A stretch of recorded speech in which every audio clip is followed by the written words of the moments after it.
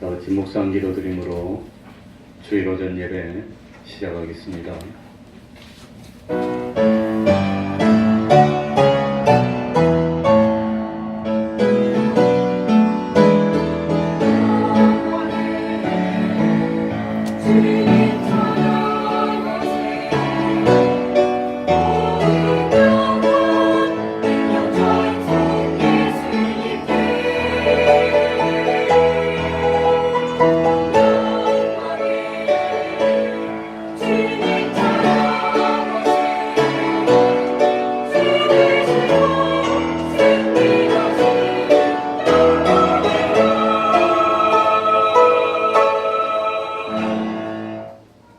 하나님 아버지, 지난 한 주간도 동행하여 주시고 오늘도 감동으로 역사하여 주셔서 거룩한 주일을 지킬 수 있는 은혜 베풀어 주셨으니 진실로 감사드리고 또한 감사드립니다.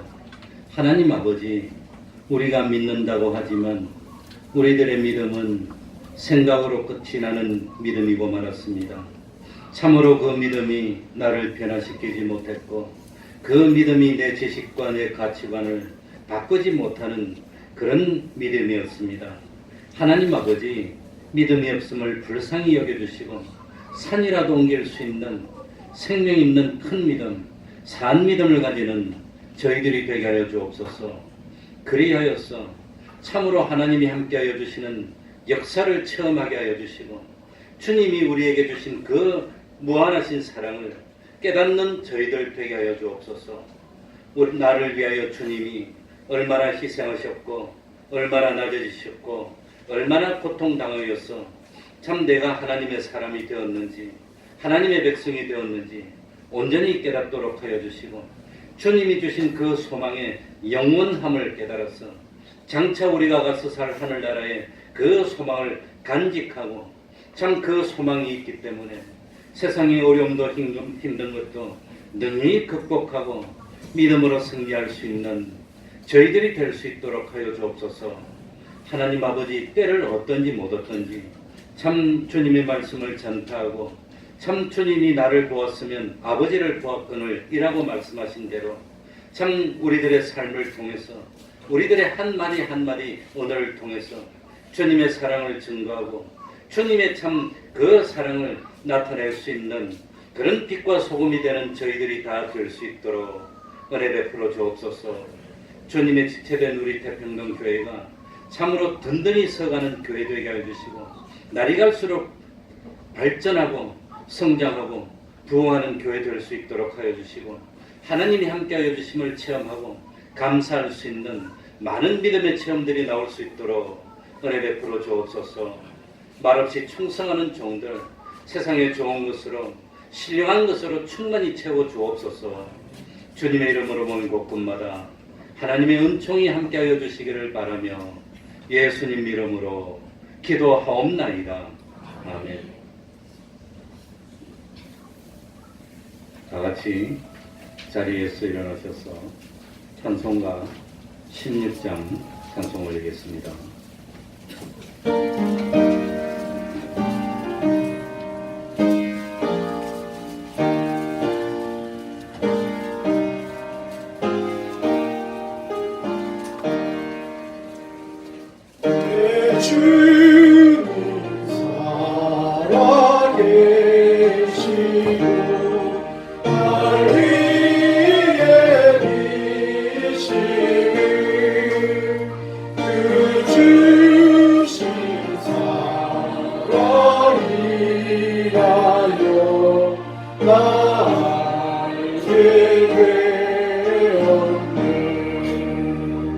날 거룩한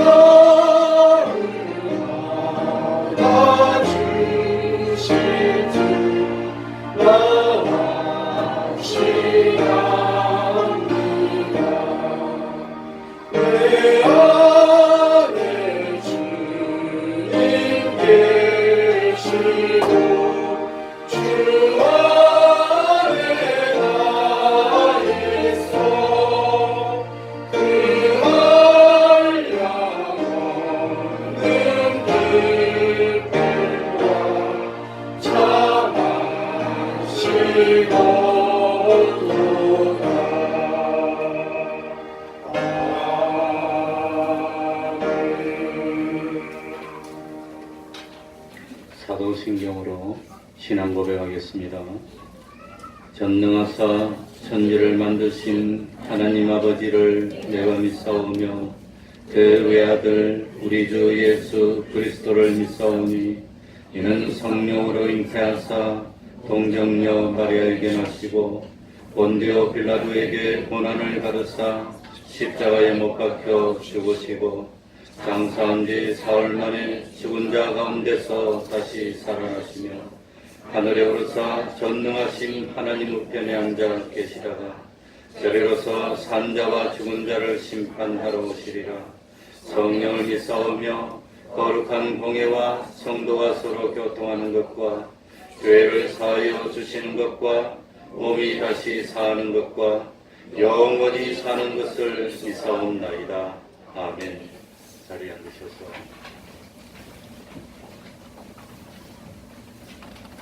찬송가 252장입니다. 252장입니다.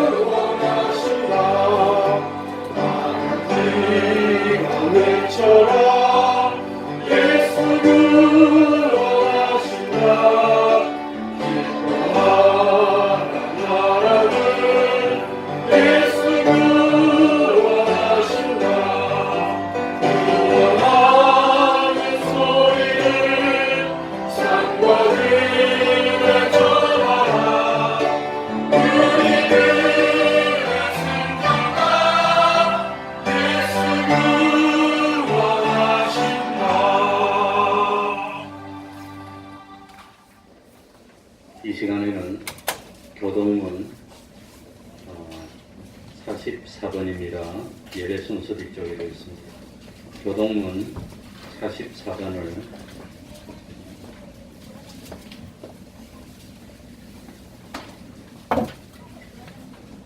교독하겠습니다.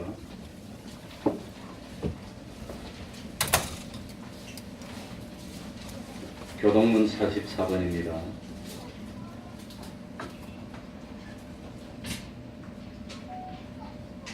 태초에 말씀이 계시니라. 이 말씀이 하나님과 함께 계셨으니 이 말씀은 곧 하나님이시니라. 그가 태초에 하나님과 함께 계셨고 만물이 그로 말미암아 지은 바 되었으니 지은 것이 하나도 그가 없이는 된 것이 없느니라. 그 안에 생명이 있었으니 이 생명은 사람들의 빛이라. 빛이 어둠에 비추되 어둠이 깨닫지 못하더라. 참빛 곧 세상에 와서 각 사람에게 비치는 빛이 있었나니 그가 세상에 비쳤으며 세상은 그로 말미암아 지은 바 되었으니 세상이 그를 알지 못하였고 자기 땅에 오매 자기 백성이 영접지 아니하였으나 영접하는 자 곧 그 이름을 믿는 자들에게 하나님의 자녀가 되는 권세를 주셨으니 이는 혈통으로나 육정으로나 사람의 뜻으로 나지 아니하고 오직 하나님께로서 난 자들이니라. 말씀이 육신이 되어 우리 가운데 거하심에 우리가 그 영광을 보니 아버지의 독생자의 영광이요 은혜와 진리가 충만하더라. 아멘. 이제 주영강 성가대 찬양이 있겠습니다.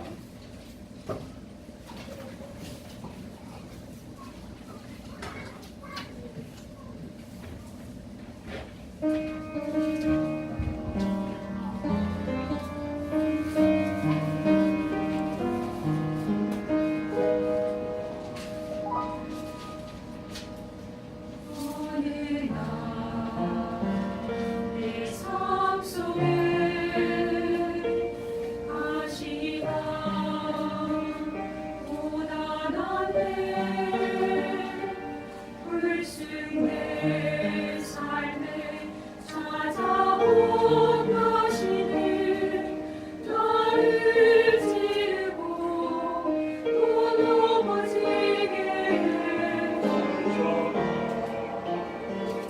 슬픈 나를 설강으로 이끄는 것이는 너를 수도 없고 또 아를 수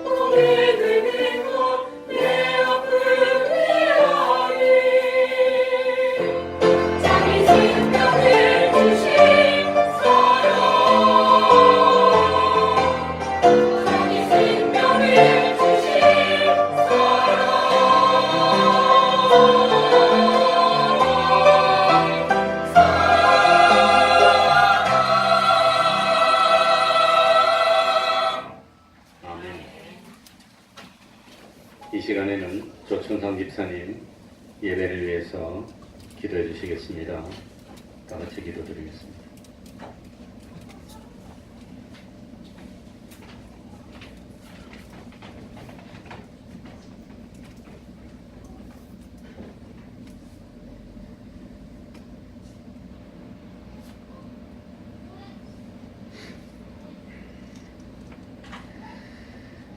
하나님 아버지 감사합니다. 지난 한 주간도 하나님 주님께서 은혜 가운데 우리를 세상에서 이 모양 저 모양으로 살게 해주시고 오늘 하나님께서 우리 특별교회 이 시간에 이 귀한 예배를 저에게 허락하여 주시고 우리를 불러 모아 주셔서 하나님을 찬양케 하고 하나님의 성호를 부를 수 있도록 인도하여 주신 하나님의 그 섭리에 감사함을 드립니다. 사람이 떡으로만 살 것이 아니요 하나님의 입으로 나오는 모든 말씀으로 살 것이라고 말씀하셨습니다. 하나님, 오늘 우리 여기에 모인 저희들 하나님의 말씀을 사모하여서 이 자리에 모였습니다. 하나님의 영생의 떡을 간절히 구하면서 이 자리에 모였습니다. 하나님 원하옵건대 이 예배를 기뻐 받아주시고 이 예배를 통하여서 하나님의 귀한 생명의 말씀을 저에게 흠뻑 나누어 주시사 우리가 주님의 은혜 가운데 거하게 해주시고 우리의 삶이 하나님을 향한 그 소망으로 날마다 하나님께로 자라갈 수 있는 귀한 축복의 시간으로 인도하여 주시옵소서. 믿음이 없이는 하나님을 기쁘시게 못하나니 하나님께 나오는 자는 반드시 그가 계신 것과 또한 그가 자기를 찾는 자들에게 상 주신 인심을 믿어야 할지라고 말씀하셨습니다. 하나님 아주 원컨대 우리에게 아직도 불신의 마음이 있다면 용서해 주시고 긍휼을 베풀어 주시사 하나님을 어떠한 형편에서든 어떠한 상황에서 온전히 내 주로 모실 수 있는 그러한 반석의 믿음을 이 시간 저에게 부어 주시옵소서. 하나님을 기쁘시게 하는 자 되길 원합니다. 하나님을 기쁘시게 하고 영생의 축복을 흠뻑 누리는 저희들이 다 될 수 있도록 주님 우리 한 사람 한 사람에게 이 시간 은혜와 축복을 내려 주시옵소서. 하나님 이 시간 예배로 모인 저희들 긍휼을 베풀어 주시고 우리 마음을 위로해 주시고 우리의 믿음이 자라게 해주시고 여기에 속한 모든 기관들과 모든 가정들과 모든 구역들 하나하나를 하나님 믿음의 힘을 공급해 주셔서 충성할 수 있을 때 하나님께 모든 충성과 모든 순종을 다 할 수 있는 모든 힘을 다 쏟을 수 있는 그러한 믿음의 기관들, 가정들, 구역들 될 수 있도록 하나님 인도하여 주시옵소서. 목사님 기억하여 주시고 축복하여 주시옵소서. 그 삶이 온전히 주님께 바쳐주어서 주님 부르시는 그 마지막 때까지 온 충성을 다하고 하나님께 착하고 귀한 종이라 인터를 받을 수 있는 믿음의 종이 되게 해주시옵시고 어린아이 하나이기까지 온통 주님을 찬양하고 주님을 존귀케 하는 그러한 축복의 은혜가 넘쳐 흐르는 믿음의 교회가 되게 하여 주시옵소서. 하나님 오늘 예배로 불러주셨사오니 우리 마음, 우리 모든 성도들의 마음 하나하나를 하나님 정결케 해주시고 깨끗게 해주시고 성결케 해주셔서 하나님 주시고자 하시는 모든 귀한 영생의 축복을 온전히 받아 누릴 수 있는 그러한 영광된 시간으로 인도하여 주시고 끝날 때까지 일절막이 틈타지 않도록 하나님 홀로 영광 받으시고 홀로 존귀케 하여 주시옵소서. 이 모든 예배를 주님께 부탁하고 예수님의 이름으로 기도드렸습니다. 아멘.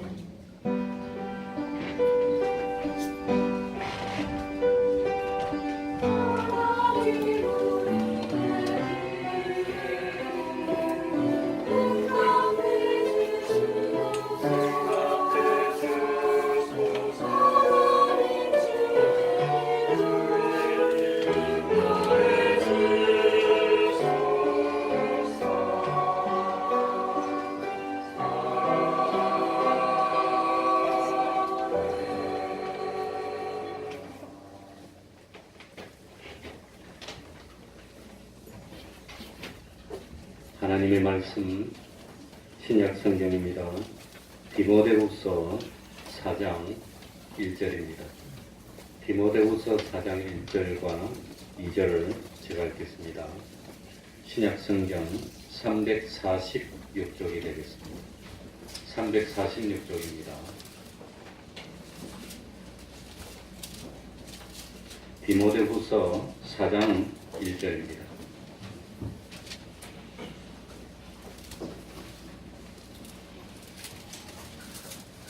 제가 읽겠습니다. 하나님 앞과 산 자와 죽은 자를 심판하실 그리스도 예수 앞에서 그의 나타나실 것과 그의 나라를 두고 엄히 명하노니 너는 말씀을 전파하라. 때를 얻든지 못 얻든지 항상 힘쓰라. 범사에 오래 참음과 가르침으로 경책하며 경계하며 권하라. 아멘.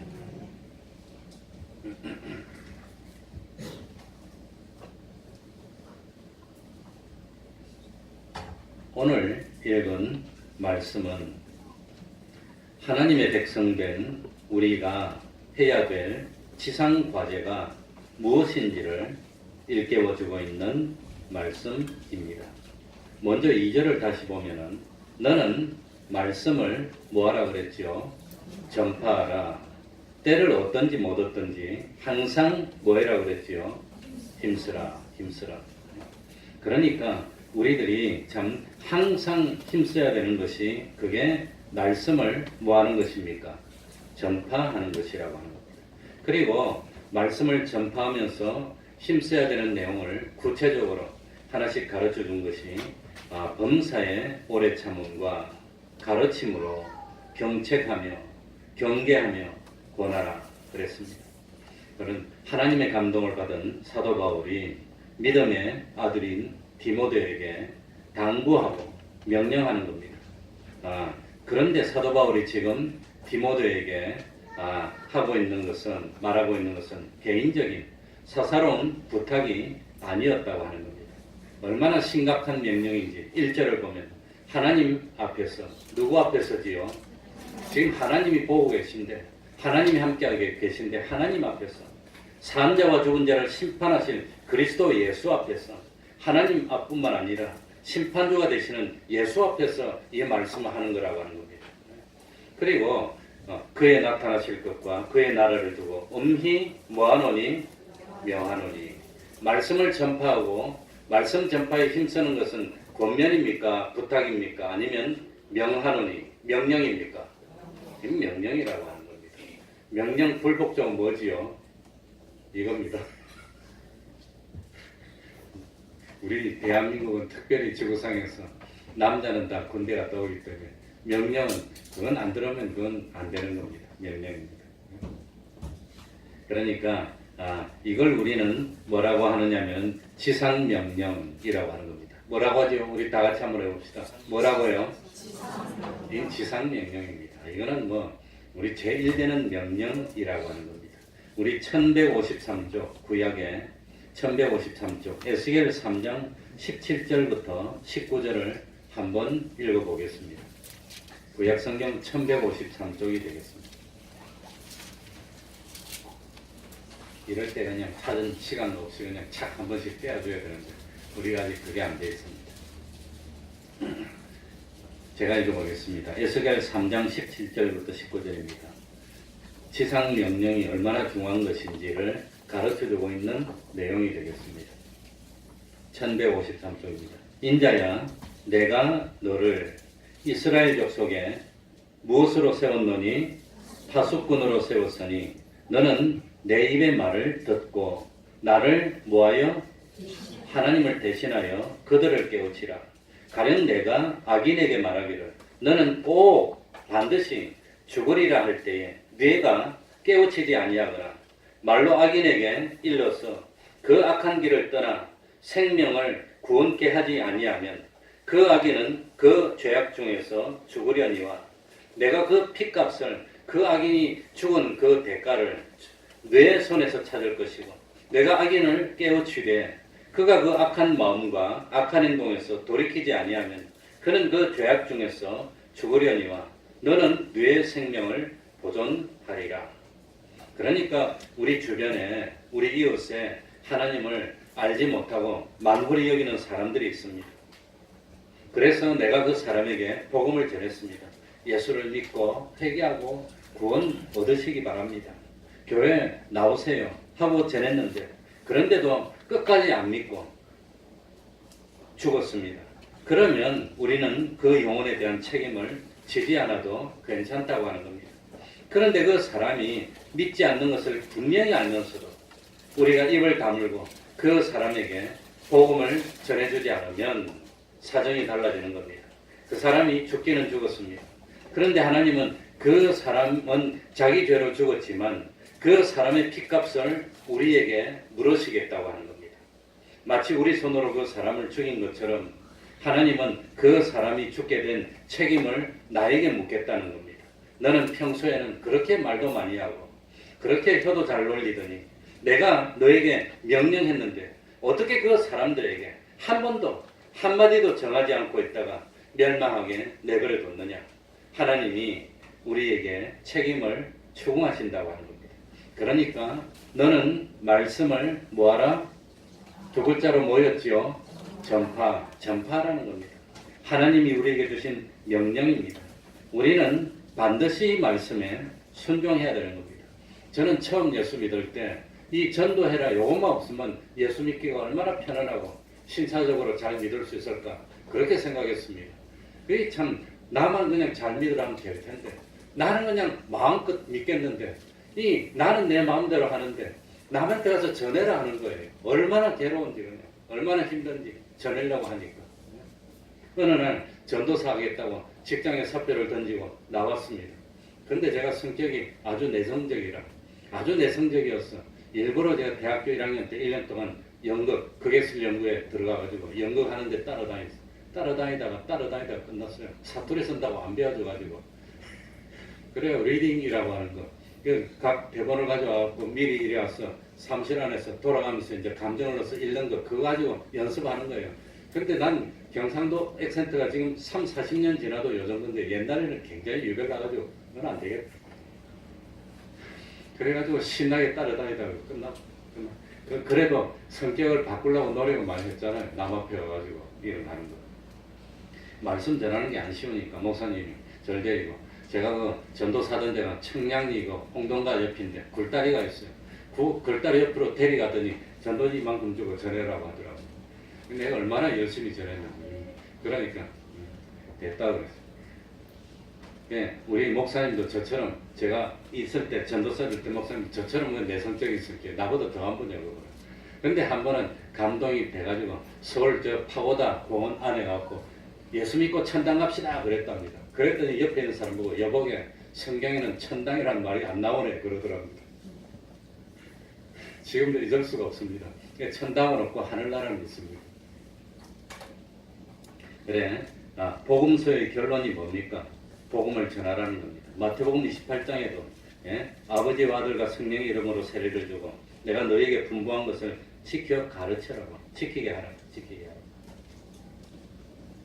요한복음에도 뭡니까? 마지막에 요한복음 21장 18절에 보면 베드로에게 젊어서는 너가 마음대로 다니지만 늙어서는 원치 않는 것으로 다른 사람이 띠떼어서 데려가겠다는 것은 복음 전해라고 하는 뜻입니다. 사도행전에도 뭡니까? 사도행전 1장 8절 오직 성령이 너에게 임하시면 너희가 권능을 얻고 그리고 예루살렘과 온 유대와 사마리아와 땅끝까지 이르러서 주님의 증인이 되다. 복음을 전해라는 것이 그게 한마디로 복음서의 성경의 결론이라고 하는 겁니다. 그래 신약 성경에 제일 마지막에 나오는 책인 요한계시록은 장차 구름 타시고 영광 가운데 오시는 예수님이 산자와 죽은 자를 심판하신다는 내용입니다. 그때에는 살아있는 사람뿐만 아니라 이미 죽은 사람들까지도 살려가지고 한 사람도 빠짐없이 심판을 하신다고 하는 겁니다. 그래서 복음의 말씀을 듣고 예수님을 믿는 사람은 괜찮지만 끝까지 복음을 받아들이지 않은 자는 할 수 없이 영원히 꺼지지 않는 불못으로 던질 것입니다. 이게 계시록의 내용입니다. 하나님은 신약 성경과 구약 성경을 막론하고 말씀을 전파하라고 계속해서 우리에게 명령하고 있습니다. 성경의 핵심은 복음을 전하라고 하는 겁니다. 복음을 전하라. 일반적으로 사람들은 하나님이 주시는 복을 받는 데는 그야말로 수단 방법을 가리지 않고 복을 열심히 받으려고 합니다. 야곱도 그랬습니다. 야곱은 형 에서가 받아야 할 축복을 자기가 받고 싶어서 뭐 하기까지 했습니까? 속이기까지 했어요. 속이. 그래서 형 에서에게 단팥죽 한 그릇을 만들어 놓고 배가 고플 때 이거 줄 테니까 장자의 명분을 나한테 주면 안 되냐? 형 에서는 장자의 명분, 자기가 장자니까 그거 대수롭지 않게 여기 너가지랍니다. 그런다고 장자의 명분에 가고 오고 그럽니까? 너가지라. 그리고 형이 없는 틈을 타가지고 형의 옷을 훔쳐 입고 형은 털이 많은데 자기는 매끄라니까 안 되니까 염소 새끼를 잡아서 털로 꾸며서 형처럼 꾸미고 그 다음에 아마도 말도 아마 형처럼 흉내내지 않았을까? 그건 제 생각입니다. 그러면서 누님은 아버지의 약점을 이용해서 속여서 장차 형이 받아야 될 축복을 대신 가로챘다고 하는 겁니다. 근데 중요한 것은 하나님이 그것을 어떻게 했단 말이지요? 인정하셨다고 하는 겁니다. 인정. 왜 그랬을까요? 왜 인정했을까요? 야곱이 형을 속이고 나쁜 방법을 통해서라도 하나님이 복을 받고 싶어 해가지고 아버지를 속이고 받았는데 결국은 그걸 인정하셨고 그 야곱은 뭡니까? 야곱이 아니지 이삭은 그걸 취소를 안 합니다. 왜냐하면 그게 하나님의 뜻인 줄 알았는데 왜 그랬을까요? 야곱은 하나님을 진실로 믿었고 하나님의 축복을 귀중히 여겼고 갈망했다는 겁니다. 에서는 그걸 대수롭지 않게 여겼다고 하는 겁니다. 무시했다는 겁니다. 그랬더니 결국은 그 축복이 야곱에게 가고 말았습니다. 그러므로 우리가 하나님의 은혜와 복을 소중히 여기는 것만큼 하나님의 말씀에 순종하는 일에도 열심을 내야 되는 겁니다. 하나님의 복을 받고 싶으면 무엇까지 해란 말입니까? 십자가에도 동참하려는 그런 마음을 가져야 해요. 그래 어떤 사람은 참 전도는 하고 싶은데 전도하는 방법을 모르겠다 그럽니다. 물론 정도하는 데는 방법도 중요하지만 더 중요한 것이 뭡니까? 예수님은 아무런 상관이 없는 나를 위해서 기꺼이 십자가에 죽어주셨다는 사실입니다.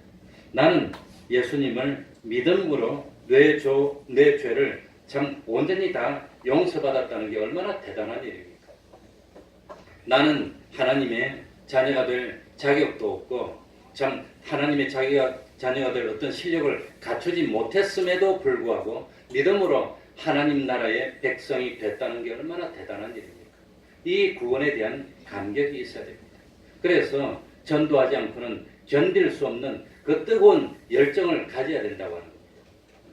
이 방법이 중요한 거 아닙니다. 그냥 예수 믿으라고 전하면 되는 겁니다. 옆집에 불이 났으면 뭐 해야 됩니까? 야, 옆집에 불이 났는데 내가 함부로 문 열고 들어가면 주거 침입이 되나 그냥. 야간에 들어가면 제가 더 크다는데 뭐 그런 거 따져야 됩니까? 들어가서 건져야 됩니까? 지금 아이들이 철로 위에서 놀고 있는데 멀리서 기차가 오고 있으면 어떻게 해야 됩니까? 그러고 뭐 체면 차리고 뭐 그래야 됩니까? 빨리 가서 잡아내야 됩니까? 잡아내야 되는 겁니다. 그러니까 일단은 지옥의 멸망을 향해서 걸어가는 사람들을 가지 못하도록 잡아내야 되는 거죠. 잡아내야 되는 거죠. 그게 얼마나 중요한지 모릅니다. 그래서 지금 우리가 다 알고 있지만 재밌는 이야기를 한 번 더 아니할 수가 없습니다. 우리 대한민국 교회의 역사상 전도를 제일 많이 한 인물을 택하라고 한다면 그 최봉석 목사님을 들 수가 있습니다. 이분은 일제시대의 어려운 시대에 교회를 70개나 세웠다고 합니다. 이 최봉석 목사님이 특수한 전도 훈련을 받은 것도 아니고 어떤 남을 설득할 수 있는 어떤 그런 걸 참 논리학을 공부한 것도 아닙니다. 그저 예수 믿고 천당이라는 구호 가지고 다녔을 뿐입니다. 이 최봉석 목사님이 평양신학교에서 공부를 할 때입니다. 그때는 대한민국에 조선예수교 장로회 하나밖에 없을 때입니다. 그런데 남들보다 나이도 많았습니다. 머리도 뛰어나지 못했습니다. 다른 과목은 그래도 흉내라도 내겠는데 이놈의 꼬불꼬불한 헬라어는 아무리 볼래도 모르겠어요. 그래 저도 참 영어를 공부한 사람이지만 그 신학교 들어가고 그 히브리어 헬라어 공부를 해보니까 아무리 봐도 모르겠어요. 히브리어 헬라어는 그 중동글씨처럼 이래가 뭐 점을 찍어놨는데 이게 이거 갖고 솔직히 꼬불꼬불한 건 알겠는데 이런 게 뭔지 알 수가 있다고요. 그래가지고 저도 히브리어 헬라어를 패스 과목을 그 패스하면 공부할 자격이 있고 패스 못하면 학교 그만두라는 거예요. 그런데 처음 입학식 하기도 전에 겨울방학 때 불러가지고 하루에 8시간씩 어학만 그냥 매일매일 공부하는데 사람은 그냥 팽팽 돌아가. 근데 제가 회사에서 사표도 아직 수리가 안 돼가지고 이 시켜보 그냥 가는데 그냥 따라갈 수가 있어야지. 그러니까 그걸 잘 아는 사람들은 아예 시작하기 전에 학교 옆에 방 잡아놓고 시작하더라고. 그래가지고 아예 그냥 옆에서 축제사를 공부하는데 저는 집은 저 서울 청양이고 학교는 저 수원에 합신 다녔으니까 그놈고 왔다 갔다 하고 이거는 직장도 하고 히브리 헬라어 보는데 못하겠더라고. 패스를 못하겠더라고요. 저도 처음에 패스를 못하고 불합격했어요. 그런데 이 남하는 사람이 할라니 할수 있습니까? 그래 제가 신학교 공부할 때 축구선수 이영무하고 같이 공부했어요. 이영무는 4학년이 우선 1학년인데 개인적으로 아는 관계이기 때문에 그 이영무라는 사람은 대한민국의 축구 국가대표할 만큼 건강했는데 이걸 7번 떨어졌대. 7번 떨어져도 안 받은데 8번 또 시험 치러더래요. 그래가지고 얼마나 열심히 공부했는지 앉은 채로 똥 쌌다. 그만큼 열심히. 안 받아. 그러니까 이 목사님도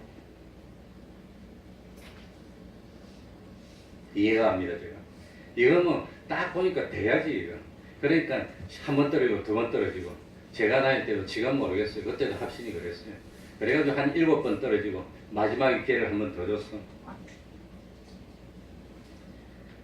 그래가지고 공부가 의학이 하루 이틀 한다고 됩니까? 저도 해보니까 안 되죠. 그러니까 이번에 떨어지면 졸업을 못합니다. 기도를 하고 그리고 그 다음날 가서 딱 시험을 받고 딱 보니까 또 모르겠더래. 그렇다 그게 압니까 그게? 됩니까? 그래가지고 할 수 없이 모르는 거고 그래가지고 마지막에 시험지에 이렇게 적었다 그럽니다. 내 평생 소원 이것뿐 주의 일을 하다가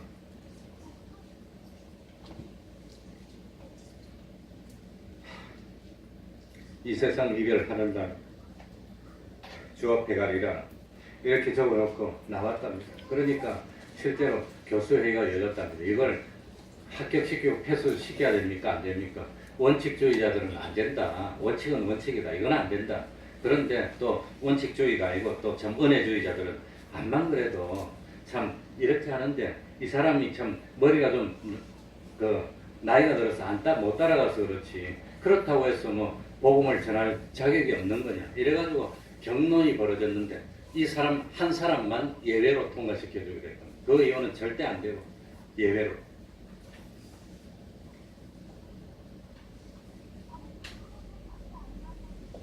그러니까 얼마나 감격스럽겠습니까? 그러니 천신만고 끝에 목사가 됐는데 얼마나 뜨거웠겠습니까? 그러니까 아침부터 밤늦게까지 길거리를 다니면서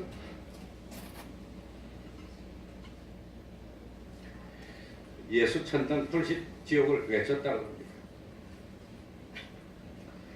그래 저도 할아버지가 목사였는데 외정 때 그때 다 배고플 때 아닙니까?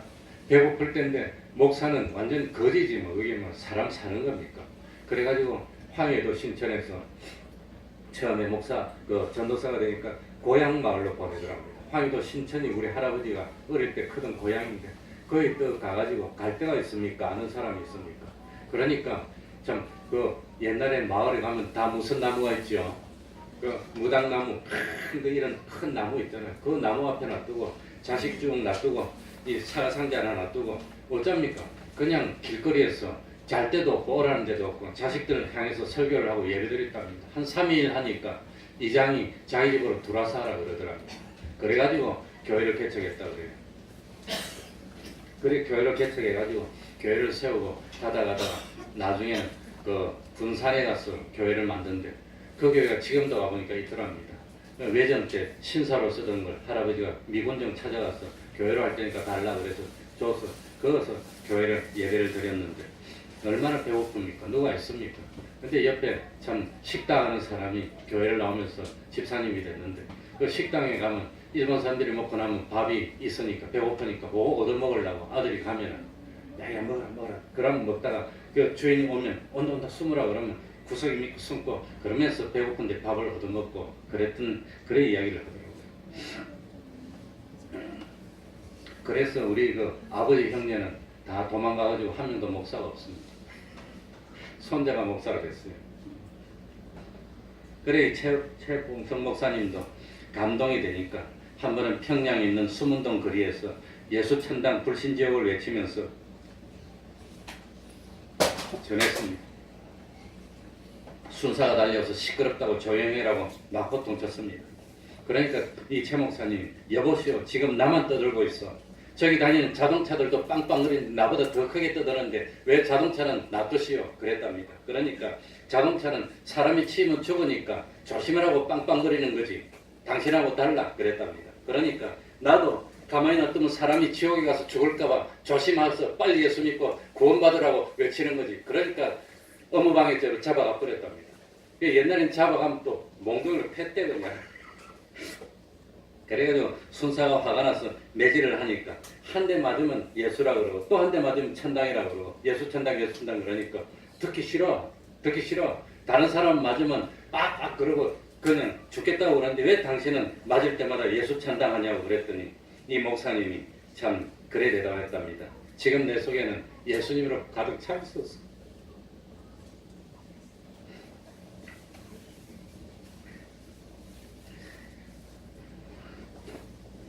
조금만 움직여도 예수 천당이 터져 나올 수밖에 없으니까 그러니까 듣기 싫으면 그만 때리시오 그랬다는 거예요.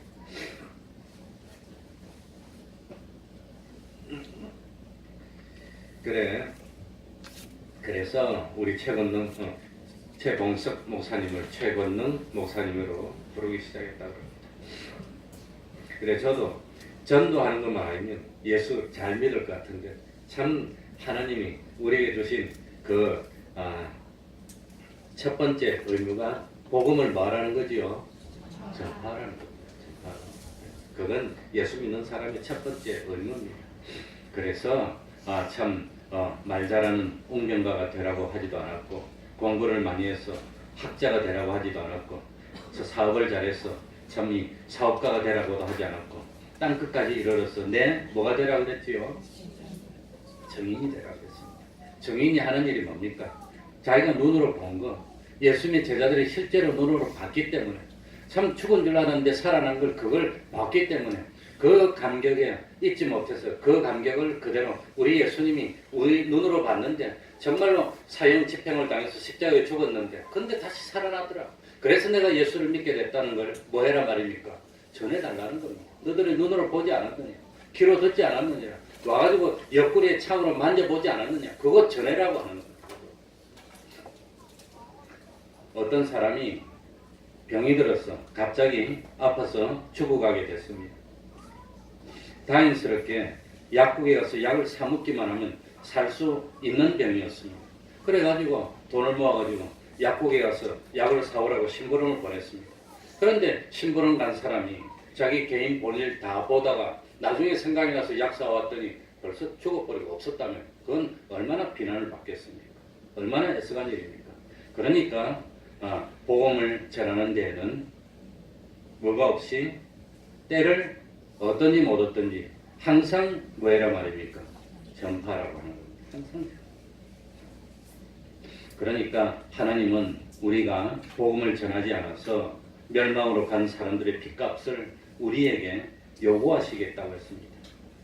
기회가 주어지지 않았다면 기회를 만들어서라도 복음을 전해야 됩니다. 책에 나오는 내용이지만 영국 런던에서 큰 집회가 열렸습니다. 어떤 사람이 집회에 참석해서 정말로 은혜를 받았습니다. 감동이 됐습니다. 기쁨과 평강이 넘치게 됐습니다. 다음날 또 저녁 집회 갈 때 식사를 하고 집회 가기 위해서 그 집회 가다가 식당에 들렸습니다.